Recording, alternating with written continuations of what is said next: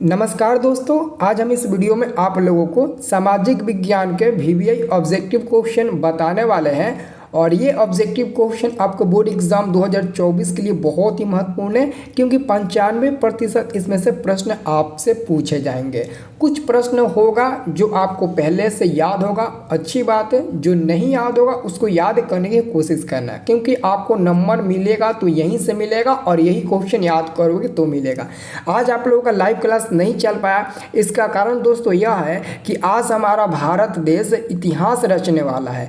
आज चंद्रयान 3 की लॉन्चिंग हमारे चंद्रमा के सतह पर सफलतापूर्वक होने वाली है। और आप लोग भी भगवान से प्रार्थना करिएगा कि चंद्रयान 3 की लॉन्चिंग चंद्रमा का सतह पर एकदम सफलतापूर्वक हो। ठीक है, तो हमारे लिए गर्व की बात है दोस्तों ये। ठीक है, इसलिए हम आपको रिकॉर्डेड ये वीडियो दे रहे हैं और आप लोग इस रिकॉर्डेड वीडियो को देखकर जल्दी से समाप्त करिए, ताकि हम लोग चंद्रयान 3 की जो लैंडिंग लाइव टेलीकास्ट हो रहा है वो हम लोगों को देखने को मिल जाए। ठीक है, तो देखिए आपका पहला नंबर प्रश्न है कि इनमें से कौन सा उपभोक्ता उद्योग है। इनमें से कौन सा उपभोक्ता उद्योग है? तो ऑप्शन नंबर सी होगा पहला, चीनी उद्योग है। ठीक है, चीनी उद्योग आपका कौन सा उद्योग हुआ? तो उपभोक्ता उद्योग हुआ। ठीक है, अब दूसरा नंबर प्रश्न है कि भारतीय अंतर्देशीय जलमार्ग प्राधिकरण का गठन किस वर्ष किया गया था? तो दूसरा का आंसर होगा ऑप्शन नंबर है 1986 ईस्वी में किया गया था।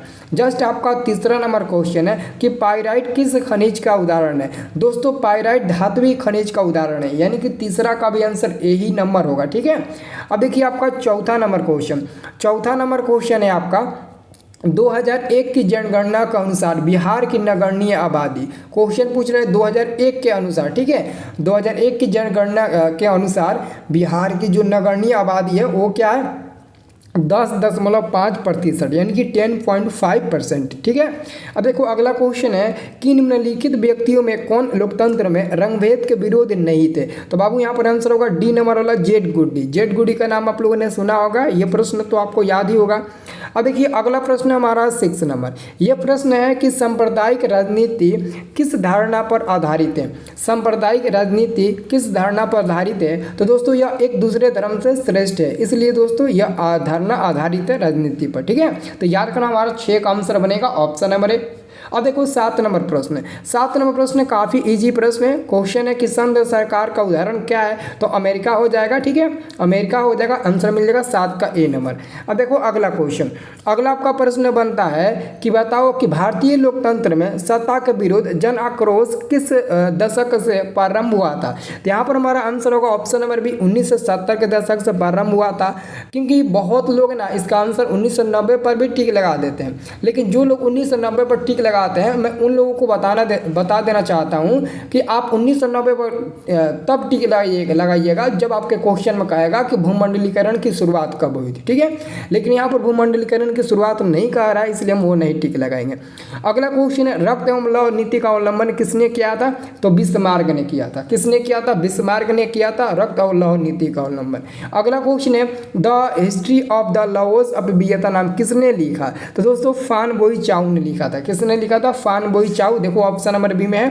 ठीक है, अब देखो अगला क्वेश्चन आपका है 11 नंबर प्रश्न है कि पूर्ण स्वराज की मांग का प्रस्ताव कांग्रेस के किस वार्षिक अधिवेशन में पारित हुआ था? तो 11 का क्या आंसर होगा बाबू? ऑप्शन नंबर ए होगा 1919 ईस्वी लाहौर। तो लाहौर अभी फिलहाल कहाँ है? तो पाकिस्तान में है। पाकिस्तान में है ना जी। चलिए अब देखिए अगला क्वेश्चन हमारा है 12 नंबर जी। ठीक है, 12 नंबर क्वेश्चन देखिए तो 12 नंबर प्रश्न कह रहा है कि काली मृदा का दूसरा नाम क्या है? तो दोस्तों काली मृदा का दूसरा नाम होता है रेगूर मृदा। याद रखना ये कई बार एग्जाम में आया हुआ प्रश्न है कि काली मृदा का दूसरा नाम क्या है? तो रेगूर मृदा है। ठीक है, अगला क्वेश्चन हमारा 13 नंबर कि भारत में 2001 तक कितने प्रतिशत क्षेत्र में वन का विस्तार था?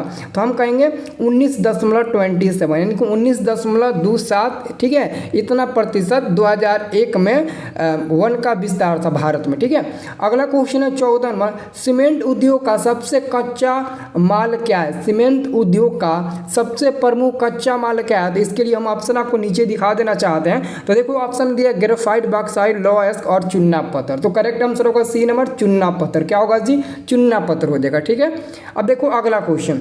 अगला हमारा क्वेश्चन है 15 नंबर। ये क्वेश्चन है कि राजनीतिक दलों का गठन सर्वप्रथम किस देश में हुआ था? तो राजनीतिक दलों का गठन सर्वप्रथम दोस्तों ग्रेट देश ब्रिटेन में हुआ था। आंसर होगा आपका 15 का ए नंबर। अगला क्वेश्चन है 16 नंबर, किस देश में बहुदलीय व्यवस्था नहीं है? तो दोस्तों ब्रिटेन देश में ही बहुदलीय व्यवस्था नहीं है। तो हमारा 16 का भी आंसर मिलेगा ब्रिटेन देश। ठीक है, अगला क्वेश्चन है भारत में योजना आयोग का गठन कब किया गया था? भारत में योजना आयोग का गठन कब किया गया था? तो 15 मार्च 1950 को। कब किया गया था? 15 मार्च 1950 को किया गया था। आप लोगों को याद रखना है। ठीक है, अब देखिए बाबू अगला क्वेश्चन आपका आता है 18 नंबर। ये प्रश्न आपसे पूछा जा रहा है कि व्यावसायिक बैंकों का राष्ट्रीयकरण किया गया था। तो 1969 ईस्वी में व्यावसायिक बैंकों का राष्ट्रीयकरण किया गया था। ठीक है, अगला क्वेश्चन है संचार का सबसे लोकप्रिय साधन क्या है? दोस्तों अगर मैं क्वेश्चन का इसका आंसर दूं तो बहुत लोग कहेंगे कि सर जी आप मोबाइल पर टिक लगा रहे हैं, लेकिन हम लोगों ने याद किया है सार्वजनिक टेलीफोन। तो देखो अगर मैं आपको सिचुएशन के अनुसार बताऊं तो अगर आपके एग्जाम में 2023 में या फिर 23 में तो ये क्वेश्चन नहीं पूछा था, अगर गलती से 2024 में पूछेगा ना तो आपके ऑप्शन में या तो टेलीफोन होगा या तो मोबाइल होगा। अगर दोनों होता है तो कहीं ना कहीं ऑप्शन में आपको जरूर दिया होगा कि इनमें से दोनों आपका होगा। क्योंकि दोस्तों आज की सिचुएशन के अनुसार देखा जाए तो हमारा मोबाइल फ़ोन होगा, लेकिन दोस्तों किताब में भी दिया है टेलीफोन। लेकिन हम लोग आज के जो मतलब कि हम लोग आज के ज़माने में हम लोग सर्च करके देखते हैं ना तो हमारा आंसर मिलता है मोबाइल फ़ोन, उसको अपडेट कर दिया गया। ठीक है, तो देखेंगे किस सिचुएशन के अनुसार आंसर पूछता है। एक्चुअली में किताब में दिया सार्वजनिक टेलीफोन, लेकिन हमारा मतलब कि जाता है आंसर मोबाइल फ़ोन पर। ठीक है, क्योंकि आज सबसे लोकप्रिय साधन मोबाइल फ़ोन। पहले के ज़माने में टेलीफोन का इस्तेमाल बहुत लोग करते थे, तो पहले के ज़माने में आपका वो था लोकप्रिय साधन। लेकिन आजकल दोस्तों एक लड़के का हाथ में दो को चार को मोबाइल हो गया है, तो इससे समझ सकते हो। ठीक है, अगला क्वेश्चन आपका बनता है 20 नंबर। ये प्रश्न है कि सविनय अवज्ञा आंदोलन कब और किस यात्रा से शुरू हुआ? तो सविनय अवज्ञा आंदोलन कब और किस यात्रा से शुरू हुआ था?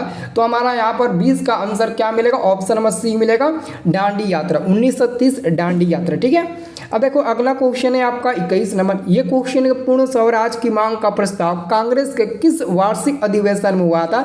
तो दोस्तों यहाँ पर हमारा आंसर होगा 1929 ईस्वी लाहौर। क्या होगा? 1929 ईस्वी लाहौर हुआ था। ठीक है, अब देखिए अगला क्वेश्चन है 22 नंबर। 22 नंबर दोस्तों क्वेश्चन देखो कहता है ना कि राष्ट्रीय स्वयंसेवक संघ की स्थापना कब और किसने की थी? तो दोस्तों इसके पिछले बार सेकंड पाली में यह क्वेश्चन पूछा गया था कि राष्ट्रीय स्वयंसेवक संघ की स्थापना कब हुआ था। और कभी कभी दोस्तों दोनों पूछता है और कभी कभी पूछ देता है कि किसने किया था। तो याद रखना राष्ट्रीय स्वयं सेवक संघ की स्थापना 1925 ईस्वी में हुई थी। और किसके द्वारा किया गया था? तो के.बी. हेडगेवार के द्वारा। तो शॉर्ट नाम दिया, फुल नाम नहीं दिया, कोई बात नहीं है, तो याद रखेंगे 1925 ईस्वी के.बी. हेडगेवार। अगला क्वेश्चन है वल्लभ भाई पटेल को सरदार की उपाधि किस किसान आंदोलन द्वारा दी गई थी? तो बारदोली। ऑप्शन नंबर होगा ए नंबर, बारदोली। समझ रहे हो ना, ऑप्शन नंबर ए होगा बारदोली। अब देखो अगला क्वेश्चन, अगला हम लोगों का बाबू प्रश्न बनता है कि चंपारण विद्रोह कब हुआ था? चंपारण विद्रोह 1916 ईस्वी में हुआ था, लेकिन बहुत लोग कहेंगे कि सर जी 1917 ईस्वी में हुआ था। तो क्वेश्चन आपसे वह नहीं पूछा जा रहा है जो आपको याद है। क्वेश्चन पूछा जा रहा है कि चंपारण विद्रोह कब हुआ था? तो 1916 में हुआ था। अगला क्वेश्चन की मैं बात करूं कि निम्नलिखित में किसे सीमांत गांधी कहा जाता है? सीमांत गांधी आप किसे कहेंगे और किसे कहा जाता है? तो खान अब्दुल गफ्फार खान को कहा जाता है। कौन सा? तो सीमांत गांधी कहा जाता है। ठीक है, अब देखिए अगला प्रश्न, अगला हम लोगों का प्रश्न आता है 26 नंबर। दोस्तों ये 26 नंबर प्रश्न है कि किस अधिनियम के द्वारा मुसलमानों को पृथक प्रतिनिधित्व प्रदान किया गया था? किस अधिनियम के द्वारा? तो बच्चा सब आप लोग याद रखना, अधिनियम किसके द्वारा? तो 1909 अधिनियम, 1909। ठीक है, अगला क्वेश्चन है कि किसने 1920 में ताशकंद में भारतीय कम्युनिस्ट पार्टी का गठन किया था? किसने किया था? तो बाबू उनका नाम क्या है? तो M N Joshi. Option number D होगा। अगला क्वेश्चन की मैं बात करूं तो यह दोस्तों क्वेश्चन है, अली मुसालियार ने किस विद्रोह का नेतृत्व किया?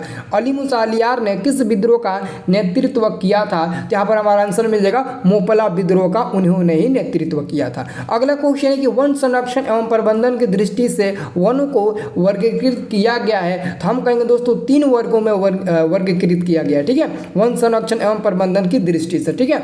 अब देखिए अगला क्वेश्चन, अगला हमारा क्वेश्चन बनता है दोस्तों 30 नंबर। ये प्रश्न आपसे पूछा जा रहा है कि 1951 से 1980 तक लगभग कितने वर्ग किमी वन क्षेत्र कृषि भूमि में परिवर्तित हुआ था? यह दोस्तों हम भूगोल में आप लोगों को बताया था, जब कृषि वाला पाठ हम आप लोगों को पढ़ाए थे, तो आपको याद करने की जरूरत है। आंसर हमारा मिलेगा 27.200 वर्ग किमी, ठीक है, वर्ग किमी। अब देखो अगला क्वेश्चन 31 है, यानी कि 31 नंबर, संविधान की धारा 21 का संबंध है। तो दोस्तों संविधान की जो धारा हमारा 21 है ना, वो कहता है कि वन्य जीव एवं प्राकृतिक संसाधनों से संबंधित जो भी समस्याएं उत्पन्न होती है उसको मतलब कि बरकरार रखना, ठीक है। यहाँ पर हमारा आंसर मिलेगा ऑप्शन नंबर ए।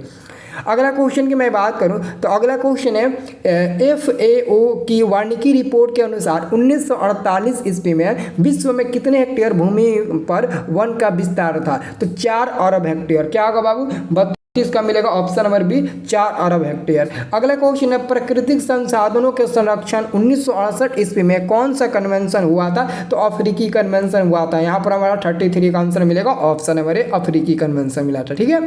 अब देखिए अगला क्वेश्चन की मैं बात करूँ तो ये क्वेश्चन बहुत ही टफ है और बहुत लड़के गलती कर देते हैं। क्वेश्चन है कि इनमें से कौन सा जीव केवल भारत में ही पाया जाता है? इनमें से कौन सा जीव केवल भारत में ही पाया जाता है? बहुत सिंपल सा क्वेश्चन है, आंसर आपका मिलेगा घड़ियाल। बहुत लोग इसका विरोध करेंगे, कहेंगे डॉल्फिन, बहुत लोग कहेंगे कछुआ और बहुत लोग कहेंगे हवेल, लेकिन विरोध करने की जरूरत नहीं है, हमारा घड़ियाल होगा। घड़ियाल ऑप्शन में नहीं दिया रहेगा तो पक्का दोस्तों आपके ऑप्शन में मगरमच्छ भी दिया होगा, क्योंकि मगरमच्छ या फिर घड़ियाल एक ही वंश के प्राणी होते हैं और वो दिखने में एक ही जैसे होते हैं, उनका शरीर एक ही जैसा होता है, लेकिन मुंह जो उसका मुंह होता है ना उसमें थोड़ा सा दोस्तों बदलाव होता है, ठीक है। तो हमारा आंसर होगा घड़ियाल, जो केवल भारत में ही पाया जाता है। अगर आपको लगता होगा गलत है तो मैं नहीं, आप गलत हैं, ठीक है। और आपका अगला प्रश्न है कि भारत का राष्ट्रीय पक्षी कौन सा है? तो भारत का राष्ट्रीय पक्षी क्या होता है? मयूर, यानी कि मोर होता है, ठीक है, मयूर होता है। ऑप्शन हमारा होगा सी नंबर वाला, ठीक है। तो दोस्तों इस वीडियो में आप लोग कमेंट करके बस यही बताओ, कमेंट आप लोग यही करो कि चंद्रयान 3 की लॉन्चिंग सक्सेसफुल हो और चंद्रमा के सतह पर आसानी पूर्वक लैंडिंग कर जाए, तभी तो हमारा भारत मतलब विश्व में 4थे नंबर पर आ जाएगा और यह हमारे लिए गर्व की बात है। तो इसी बात पर कम से कम वीडियो में यह कमेंट जरूर करो, भारत माता की जय, ठीक है। तो जरूर आप लोग कमेंट करना, ठीक है। चलिए तो दोस्तों बहुत जल्द मिलेंगे अगले क्लास में लाइव के साथ, ठीक है। चलो।